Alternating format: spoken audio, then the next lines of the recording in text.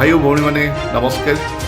आज ओडिशा ग्राम बैंक जोटा कि तार गोटे IFSC कोड थिला, गोटे IFSC कोड थिला। सबू समस्ते जेकोसी ब्रांच रहतु बैंक अकाउंट नंबर सहित IFSC कोड गोटे व्यवहार करते। आज 30 अगस्त 2025 रु प्रत्येक ब्रांच जेतिकी ओडिशा ब्रांच अच्छी तांकर IFSC कोड जोड़े गोटे रोला से बर्तमान आनी बर्तमान प्रत्येक ब्रांच पर गोटे गोटे IFSC कोड रो। से आपण मानकर निजर जो बैंक रे खाता थाउ ना कहीं आपण निजर IFSC कोड टी कौन